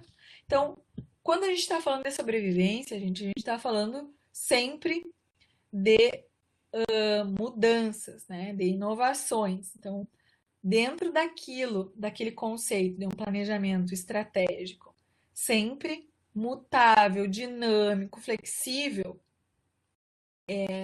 a gente conclui, né, a gente finaliza o nosso pensamento pensando sempre nisso.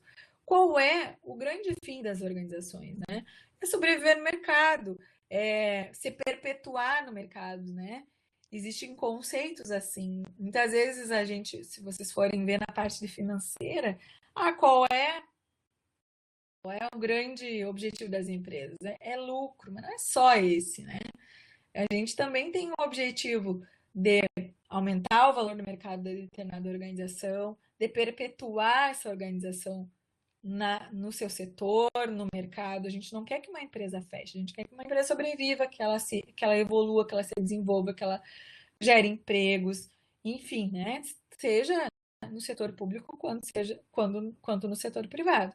É claro que no setor público a gente tem variáveis externas que afetam muito, né, gente? Quem é do setor público sabe.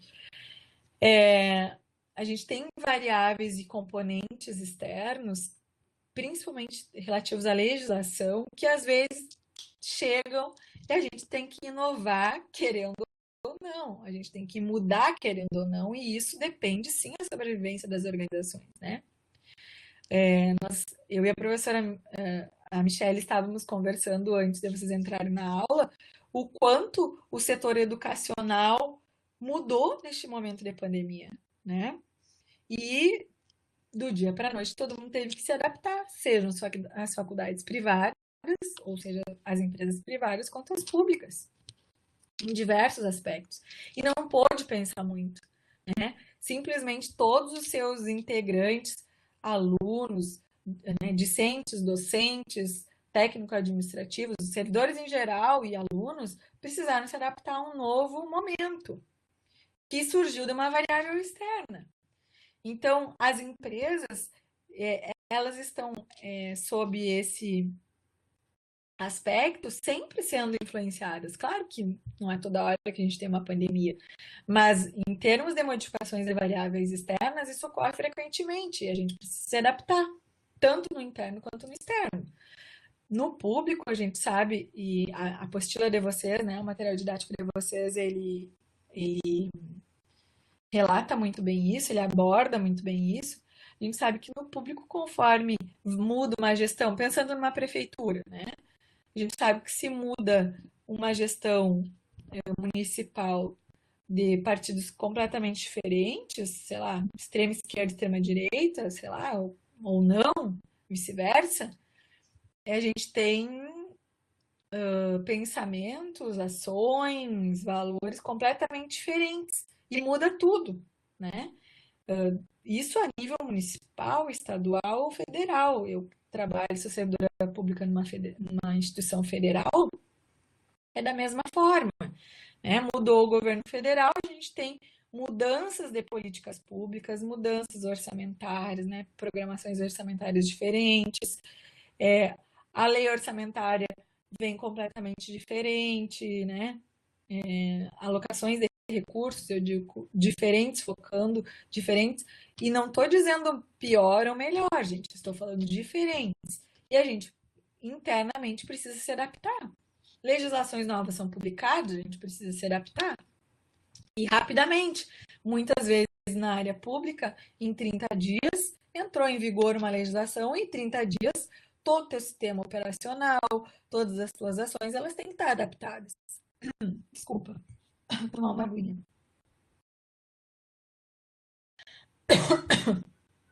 Então, gente, no setor público, no setor privado, é dinâmico, mas no setor público a gente também, eu vou usar a palavra atropelado, né? Muitas vezes é atropelado por legislações que são publicadas e a gente tem que se adaptar em diferentes níveis, seja no orçamentário, seja na área de gestão de pessoas, enfim, seja na área de ingresso de alunos, seja na área de ingresso de professores, né? No caso das instituições que a gente está falando aqui, por exemplo, da Unipampa, que é a nossa instituição. Enfim, o fator sobrevivência, eu não estou dizendo no setor, a gente não fala no sentido somente de falência, que a gente às vezes acaba fazendo uma ligação, né? Ah, uma empresa vai falir, né? Mas não, a gente está falando também no sentido de sobrevivência do setor público, ele se manter no mercado, se manter com aquelas visões e missões que a gente falou, no mercado não, manter com aquelas missões e visões que a gente tem como concepção para a nossa instituição, né? De melhora, de evolução, de desenvolvimento, tanto da instituição quanto das pessoas que estão lá dentro trabalhando, né? Só queria fazer, para finalizar mesmo a aula, a gente já está passando alguns minutos do nosso prazo, né? Mas prometo que logo, logo eu paro de falar. É a respeito da sensibilização, né? Que inclusive eu coloquei uma questão para vocês no questionário, e eu até recebi uma observação bem pertinente de um colega de vocês, que eu concordei com ele, a gente até conversou essa semana ainda sobre isso. A sensibilização durante o planejamento estratégico, em especial no setor público, em todas as áreas é importante, né, gente? No setor privado também.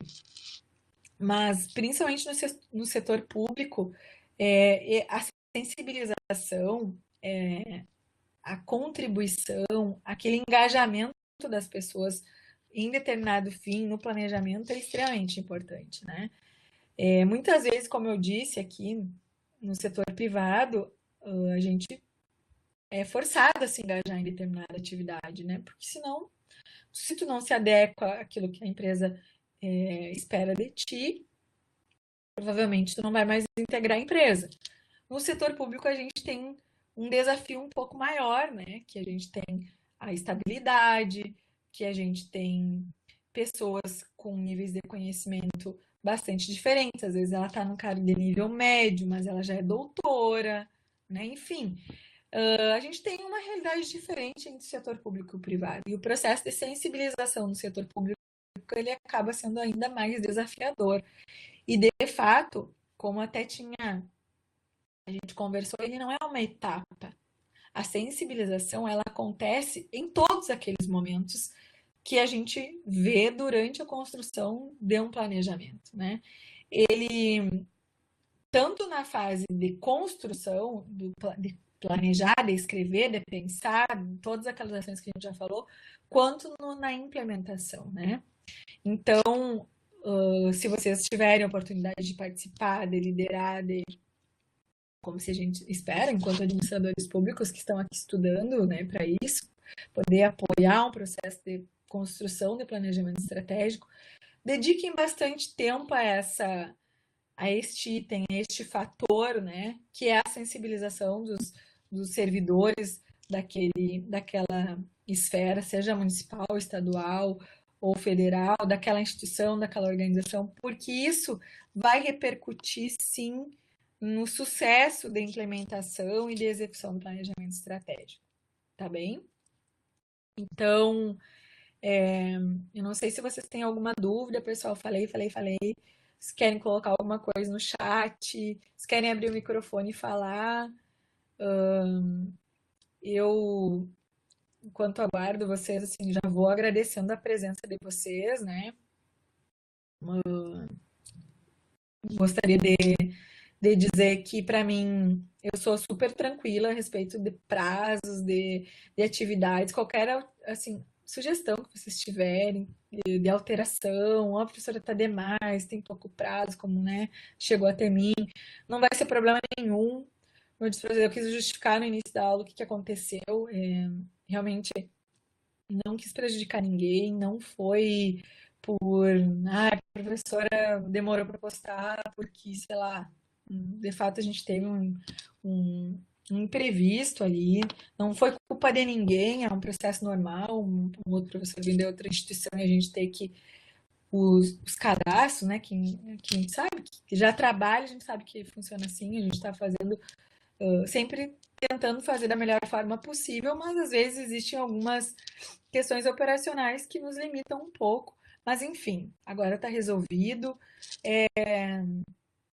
A ideia é a gente fazer a disciplina da forma melhor para todos vocês e que se desenvolva essas 8 semanas da melhor forma para todos, tá? Sempre que vocês tiverem qualquer coisa mesmo para ser falada, se quiserem entrar em contato diretamente comigo, como alguns alunos têm feito, né? Tem tido bastante participação. Vocês podem entrar em contato, se querem falar por meio das tutoras, a gente também está em contato diariamente. A Michelle colocou ali, realmente, Michelle, eu concordo contigo, a administração estratégica, a disciplina é extensa, como eu falei no início, ela é densa mesmo.